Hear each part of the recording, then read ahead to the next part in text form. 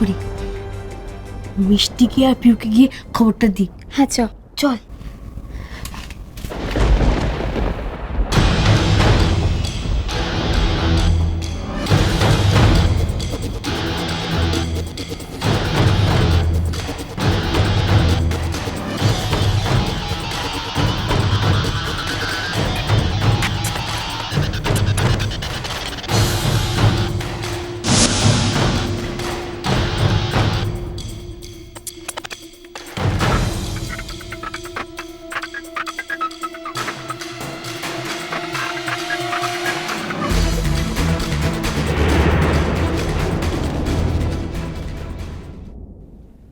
দুটো হাঁড়ি তোরে বড় খোকা, কি যায় আসে তাতে? মা, অনেক বছর আগে আমাদের দেশটাও তো ভাগ হয়ে দুটুকরো হয়ে গিয়েছিল, তাতে কারো কিছু যায় আসেনি, তাই না মা? সবাই এত চোখের জল ফেলেছিল কেন? হ্যাঁ, দেশই তো, দেশটাই তো ভাগ হয়েছিল, মাটি তো মাটিই ছিল, গাছ গাছই ছিল, কেন এত কষ্ট হয়েছিল সকলে? হ্যাঁ, শুধু তো একটা দাগ, একটা দাগ দিয়ে দেশটাকে ভাগ করে দেওয়া হয়েছিল। ওই দাগটাই কেন দগদগে ঘায়ের মতন লেগেছিল? হ্যাঁ, কেন লেগেছিল? কেন মনে হয়েছিল যে যে এই জায়গাটা আমার, ওই জায়গাটা তোমার? তুমি আমাদের লোক নও, তুমি ওদেশের লোক, কেন মনে হয়েছিল? বলো মা, কেন মনে হয়েছিল? হাড়ি আলাদা হওয়াটাও দেশ আলাদা হওয়ার মতোই মা। এটা আমার, ওটা তোমার। তুমি তোমার জায়গায় থেকো, আমার জায়গায় এসো না। সবকিছু এক থাকে না মা, সবকিছু হারিয়ে যায়। হাড়ি আলাদা হলে আমি আবার বাজার যাব, বড় ব্যাগটা থাকবে না হাতে।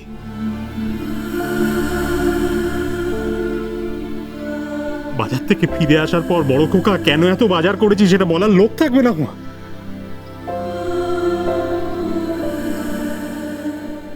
এছাড়া অনেক কিছু থাকবে না।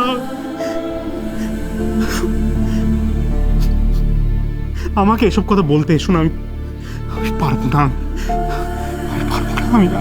আমি আলাদা হতে পারবো না।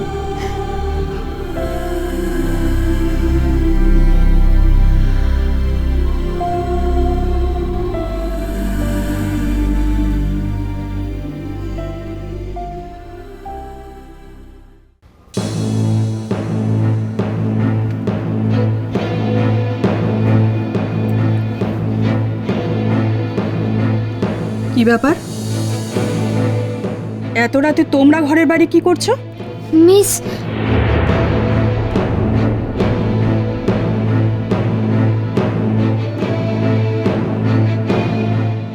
বলো কোয়েল, তুমি কি বলতে চাইছিলে?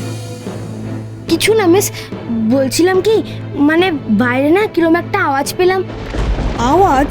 হ্যাঁ, কিরকম একটা ঘষ্টানির আওয়াজ। সেটা হচ্ছে আবার কমে যাচ্ছে, হচ্ছে আবার থেমে যাচ্ছে, বারবার হচ্ছিল।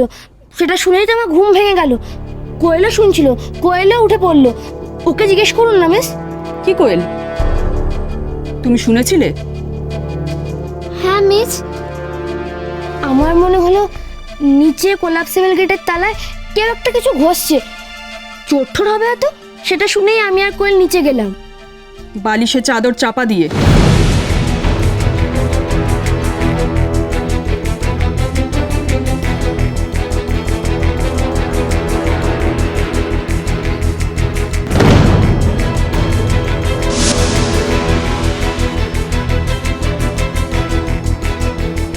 চাদর চাপা বালিশে? না তো মিস, না মানে আমার তো ঠান্ডা লাগছিল, তাই জন্য আমি চাদর নিয়েছিলাম। আর তাড়াহুড়োতে উঠতে যাওয়ার সময় চাদরটা বোধহয় বালিশের উপরে পড়ে গেছে। কিছু দেখতে পেলে? না মিস, নিচের গেট তো খোলা ছিল। চলো তো দেখে আসি, এসো।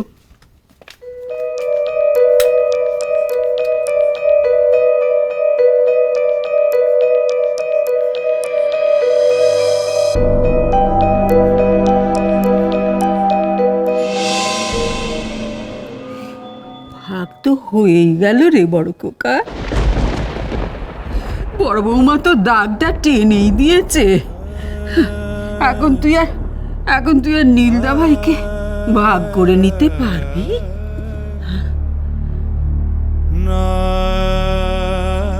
তোমার বড় খোকার উপর তো তোমার খুব ভরসা মা, আর একটু ভরসা রাখো না আমার উপর। ব্যাপারটা আমার উপর ছেড়ে দাও না, দেখো না আমি কি করি।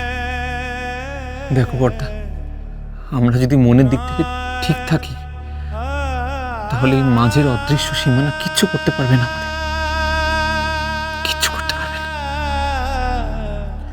ভুল মনীষ, ভুল। তোরা একটা টেম্পোরারি সলিউশনের কথা ভাবছিস, এটা একটা সাময়িক সমাধান, এভাবে হবে না। আজকে যদি আমি সবকিছু মেনে নিয়ে বিদিশাকে এই বাড়িতে নিয়ে আসি, ও আসবে পুজোর সময়, বিদিশা এই বাড়িতে থাকবে, কিন্তু তারপর সারা বছর তোদের সকলকে ছেড়ে আমি একা থাকবো কি করে? পারবো না আমি এসব করতে।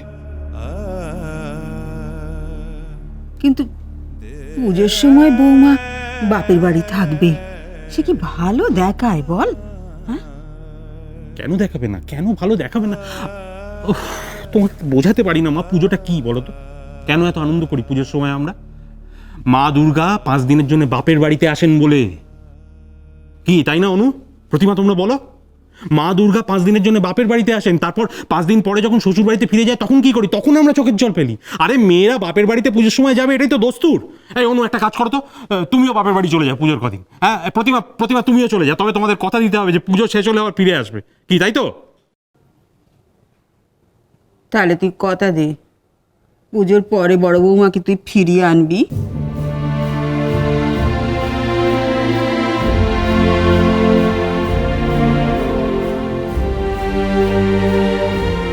মা, এই ঘটনার পরে আমি ঠিক করেছিলাম যে কোনোদিনই আর বিদিশাকে এই বাড়িতে ফিরিয়ে আনতে আমি যাব না,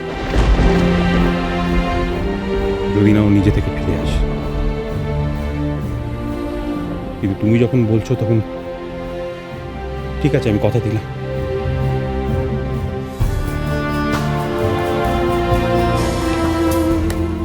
যাবো, আমি পুজোর পর যাব, বিদিশাকে বুঝিয়ে বলবো ফিরে আসার জন্যে। কিন্তু এই সংসার ভাঙার কোনো শর্ত কিন্তু আমি মেনে নেব না। তোমরা কেউ আমাকে অনুরোধ করবে না, এই সংসার আমি কিছুতেই ভাঙতে দেব না, কিছুতেই ভাঙতে দেব না।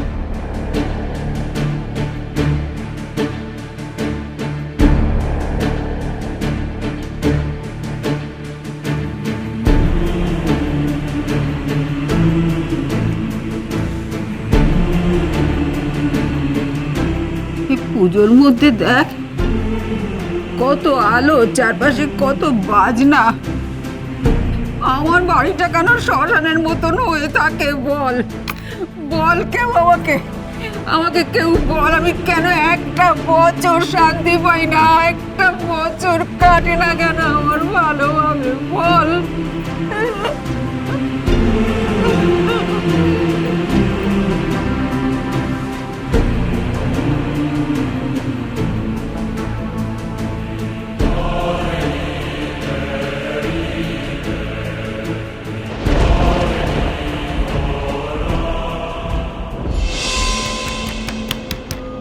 झिलिक झिलिक बिटुआ, जोर से धक्का मार, जोर से, कोई ना कोई तो सुनते पावे, जोर से मार, जोर से। কি বলছো তুমি হিরাম্মা?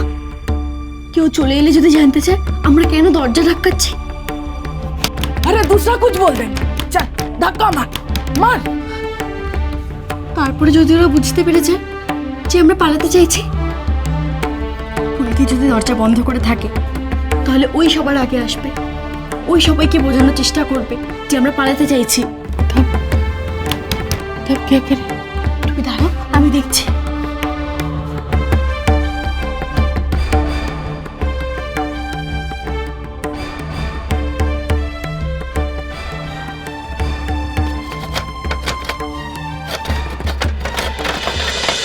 তোমায় ছাড়া ঘুম আসি না মা।